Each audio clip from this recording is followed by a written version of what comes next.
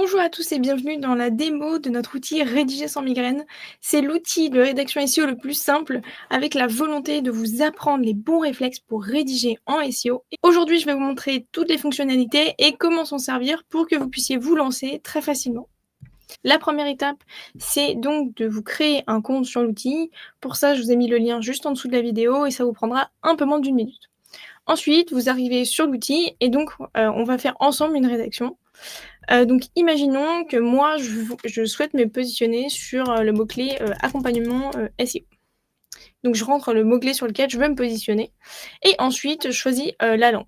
Vous avez aussi une autre option, c'est si vous avez déjà un contenu que vous avez écrit et que vous souhaitez l'améliorer, dans ce cas-là, vous cliquez sur optimiser un contenu existant et donc vous avez juste à intégrer l'URL de votre contenu. Pour la démo, je vais vous montrer la rédaction de zéro, donc on va faire comme si j'avais jamais eu de page, ni jamais écrit de contenu sur le sujet. Donc là, je vous invite à taper le mot-clé sur lequel vous voudriez vous positionner, vraiment essayer d'être le plus précis possible et ensuite vous lancer, rechercher. Donc là, la loutre va aller, chercher les maximum de conseils pour vous et ensuite vous allez apparaître sur, cette interface qui est donc l'interface de rédaction. Ce que je vous conseille pour la première étape, c'est donc vraiment de suivre le tutoriel. Ça va vous aider à prendre l'outil en main tout de suite et on va le faire, d'ailleurs ensemble. Donc vous arrivez là-dessus, bienvenue sur Rédiger sans migraine. Je vous invite vraiment à suivre les étapes. La première étape, c'est qu'on vous montre, l'onglet concurrents. Donc ça, c'est un onglet sur lequel vous allez, pouvoir en fait analyser tous vos concurrents et surtout sélectionner ceux contre qui vous voulez, aller un peu vous batailler et rivaliser.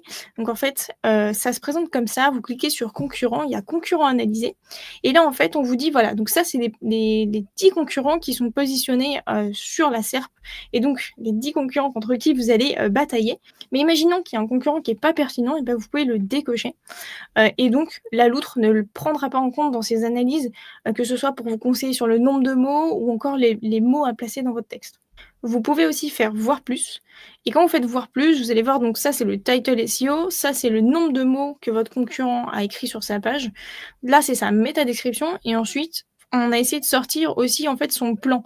Quels sont ses H2 et en fonction, des concurrents, bah, il y a plus ou moins de résultats et ça peut un peu vous donner, quelques idées pour rédiger et ça peut aussi vous donner l'angle en fait, qu'ils ont eux, attaqué et voir si vous pouvez vous différencier ou alors vous inspirer. Ensuite, donc là, on va vous inviter à suivre les étapes. C'est-à-dire qu'on va vous guider tout au long de votre rédaction en 8 étapes. Le but, c'est de vous guider dans votre rédaction, donc on va vous donner un peu une to-do list, à faire et à remplir et à chaque fois que vous la remplissez, à chaque fois que vous remplissez bien une étape, en fait, la loutre vous donnera entre guillemets «une bonne note». On va remplir cette partie ensemble après, je vous fais déjà un petit overview de l'outil. Ensuite, on va retrouver 3 indicateurs: la note de la loutre, le score d'optimisation et le nombre de mots.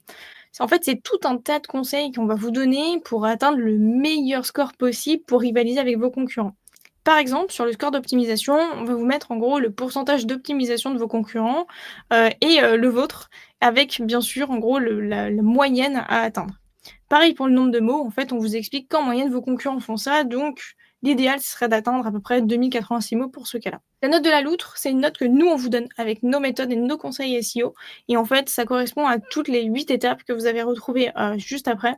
On le verra ensemble pendant la rédaction. Enfin, notre petit robot loutre va vous générer un plan pour votre contenu si vous n'avez pas d'idée et l'idée c'est soit vous en servez, donc vous le piochez et donc vous l'insérez directement dans l'éditeur, soit vous avez déjà votre idée de plan et donc ça peut juste vous servir, d'inspiration. Donc en général, nous on intègre le plan. Une fois que vous avez intégré le plan, en fait, ça vous permet de tout de suite valider certaines étapes et donc vous avez le droit au petit confetti de la loutre. Ce qui vous permet de passer à l'étape suivante du tuto. Je vais quand même revenir en fait sur ce qui s'est passé. Donc en gros, quand vous avez intégré le plan, comme c'est un plan que nous on vous conseille, ça vous a permis de un peu, déjà passer la première étape qui est le plan de ton contenu avec notamment le nombre de H1 et le fait que le H1 doit comporter votre mot-clé, donc notamment votre requête cible, mais aussi une partie des mots obligatoires. Donc les mots obligatoires, c'est vraiment ce qu'on considère comme les mots les plus importants pour que Google comprenne de quoi vous parlez et donc bien vous positionner. Mais ça, j'y reviens un tout petit peu plus tard. Donc là, en gros, en intégrant le plan de la loutre, ça vous fait déjà passer l'étape 1. Vous avez la possibilité de relancer les confettis parce que nous, on adore ça. Ensuite, grâce au plan, vous avez aussi rempli la majorité de l'étape 2. L'étape 2, en fait, elle concerne les H2 et les H3.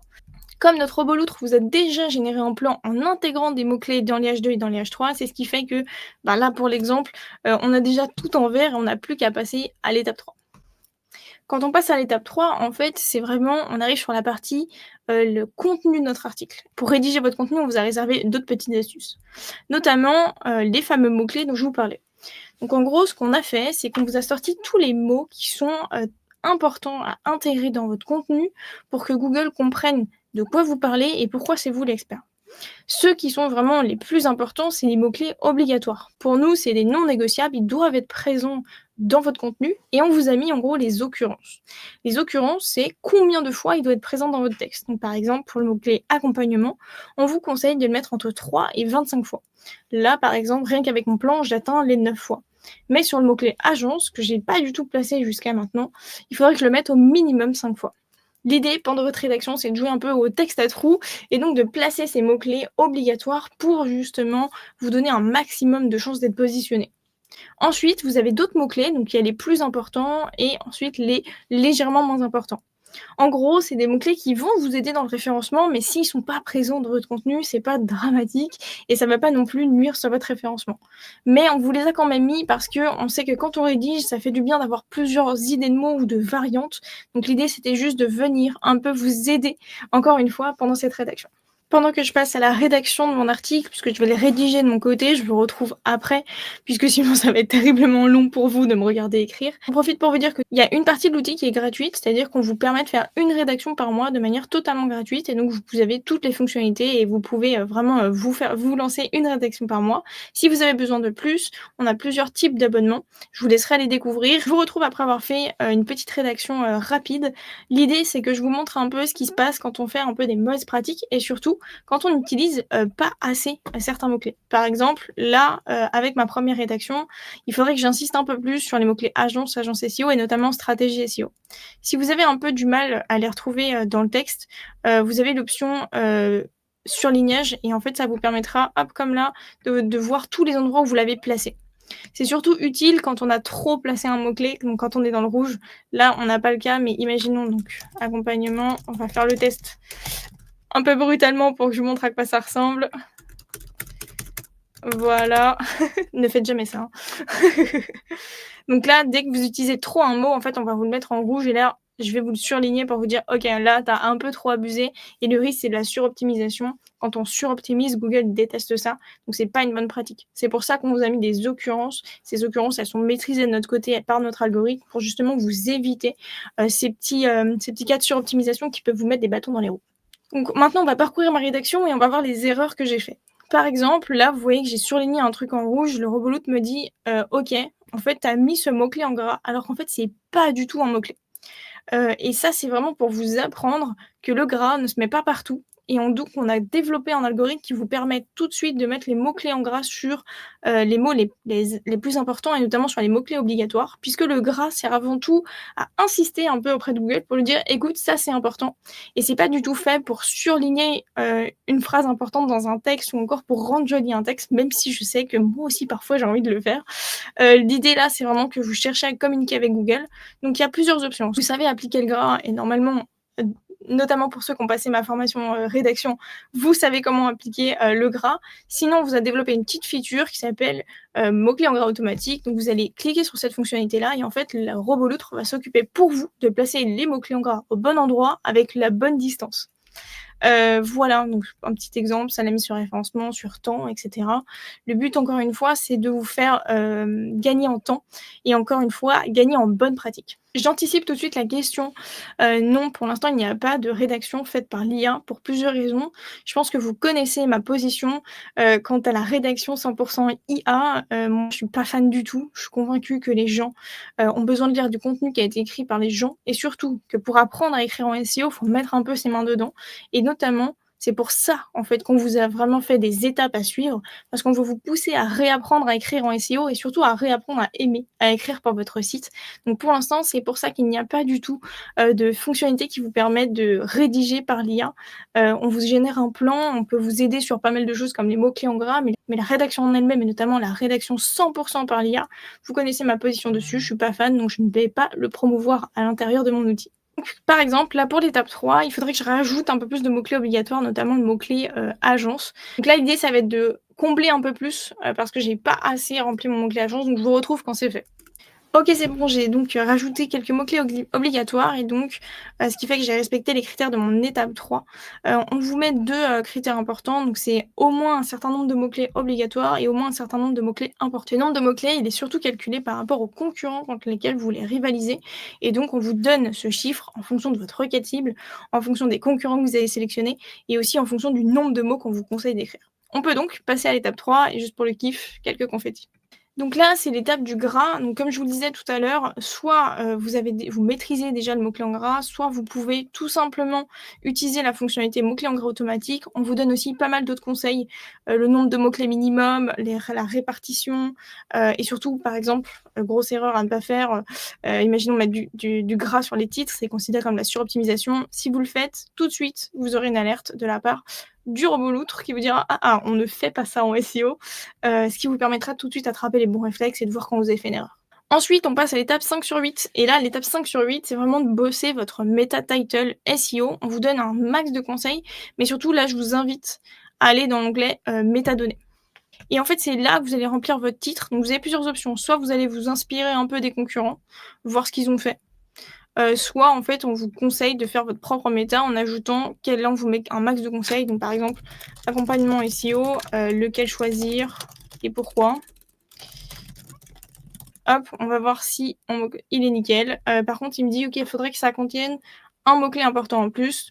Donc peut-être que j'aurais dû mettre lequel choisir et pourquoi, et là, on va voir dans les mots-clés les plus importants.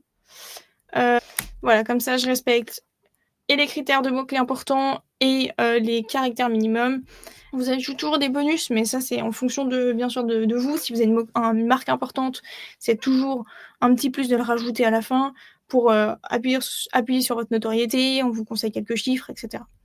Ensuite, je vous invite à passer à l'étape suivante. Donc c'est vraiment, là, on va passer à l'étape de la métadescription. Donc là, on vous donne encore une fois un max de conseils.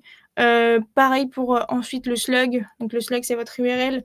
Quelques conseils pour, bien écrire. Par exemple, si vous mettez plein d'accents, genre, écrivez, comme ça avec des CCD et tout. On vous dit: «Ouh là là, attention, ça on fait pas comme ça. Ne mettez pas des accents». Le but, encore une fois, c'est de vous aider à construire un maximum vos URL avec des bons conseils SEO. Ensuite, en fait, là, on va vous inviter à faire plusieurs choses. Donc là, vous avez une première base de votre article. Moi, je vous invite à aller voir les questions reliées. Les questions reliées, c'est un peu toutes les questions que se pose votre cible autour, de ce mot-clé-là. Donc vous pouvez tout simplement les intégrer en fait dans votre contenu en tant que H1, H2 ou alors les copier-coller et ça vous permet en fait d'étoffer encore surtout si, vous n'avez pas atteint le nombre de mots. Ça peut vous aider encore à grappiller et à ajouter de l'angle, à votre article. Enfin, une fois que vous avez assez écrit, donc là vraiment je vous invite à aller tirer un peu sur le nombre de mots qu'on vous recommande. Je vais vous inviter à découvrir 2 fonctionnalités, notamment la suggestion de maillage interne. En fait, la suggestion de maillage interne, c'est qu'on va aller crawler votre site et on va essayer de chercher les meilleurs liens que vous pourrez mettre à l'intérieur de votre contenu pour encore plus le booster. Cette fonctionnalité, je vous invite à la déclencher une fois que vous avez écrit un maximum. Par exemple, là, moi, j'ai pas assez écrit, donc avant de la lancer, je vais rajouter du contenu. Donc là, vous allez avoir la possibilité d'ajouter votre site. Donc là, par exemple, moi, j'ai déjà ajouté le mien. Et ensuite, il va vous suggérer un nombre de liens internes à placer à l'intérieur de votre article, avec des notes. Voilà, plus le pourcentage est haut, plus il est qualitatif. Ça va vous aider à savoir quel lien, mettre dans votre article et surtout comment booster vos contenus entre eux. N'hésitez pas à nous faire des retours sur cette fonctionnalité, on essaie de l'améliorer en permanence pour qu'elle soit la plus pertinente possible. Deuxième fonctionnalité que je vais vous faire découvrir, c'est la fonctionnalité cannibalisation SEO. En fait, le robot loutre va aller analyser votre site pour s'assurer qu'il n'y ait pas déjà un contenu qui existe et qui est trop proche de celui que vous êtes en train d'écrire et que donc vous allez vous auto-concurrencer. Le principe ici, vous rentrez votre site, ensuite vous le sélectionnez et là, le robot loutre vous donnera un peu son constat. Soit il vous dira attention, tu as de la cannibalisation et dans ce cas-là, il faudra aller réaligner votre texte pour pas auto-concurrencer celui que vous avez déjà. Soit dans mon cas, vous n'avez pas de risque et donc vous pouvez y aller. Voilà, je vous invite à tester l'outil par vous-même. Il y a une rédaction gratuite. Ensuite, il y a des différents plans et différents abonnements que je vous laisse également découvrir. On attend un max de retours sur cet outil. On espère qu'il vous aidera.